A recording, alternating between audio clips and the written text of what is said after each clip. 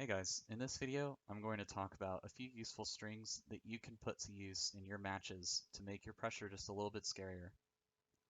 The first one I want to talk about is 5A, 5C. As you can see in the frame data display to the left, this is a one frame gap. You don't need to time it, you can kind of just press it as fast as you want.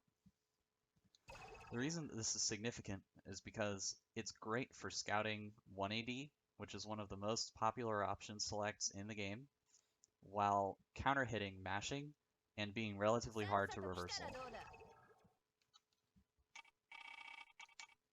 If I set this bot to run up and do 5A, 5C, and I option select with 1AD, my shield will appear in between the string in that one frame gap. When you see that shield, you can think to yourself, my opponent might be using 1AD. Another important string I want to talk about is 5C214A. This is a great string because it's a frame trap that ends in plus frames, and it spaces itself. This shield special is plus when spaced on block.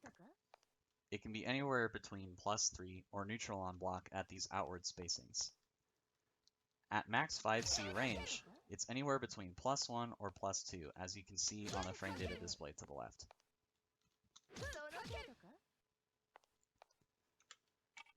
This is a great string because it acts as a frame trap. And if they decide to block, we end in plus frames and can take our turn again with a 5 frame, like 2A or 5A. It's very common for people to try and challenge here on these plus frames, so make sure that you check them for that before you do anything else. The next string I want to show you is 2B, 5C. This is a good string because 2B is a very far-reaching low.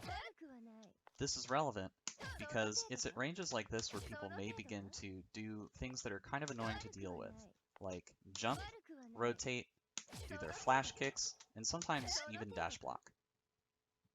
This 2B will catch their input not holding down, and it auto-confirms with the 5C.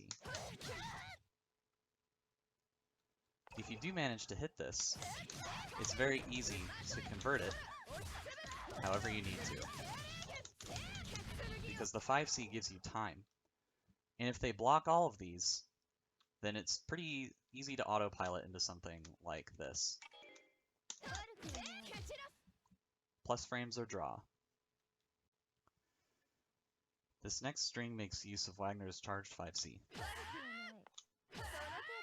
I'd say that this button is a bit underused, which is a shame, because with its extended range, it's a lot easier to get plus frames with this move as opposed to regular 5C. It also shares the same rebeat frame data as regular 5C. Additionally, it's very easy to make good frame traps with. Some notable ones are off of 6B, 2C, or 3C into 5C.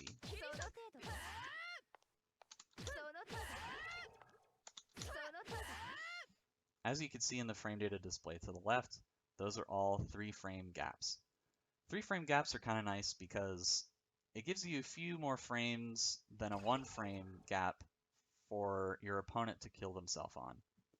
It also lets opponents jump startup begin a little bit easier. Some easy ways to convert off of this, well, not easy, but some common ways to convert off of charged 5C is with a preemptive rebeat 2A into 6/6C.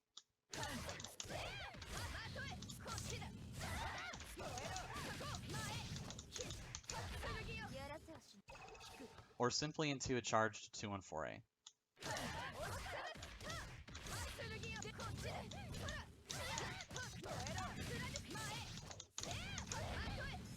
Meterless 4K. The last bit that I want to talk about is Wagner's Smart Steer.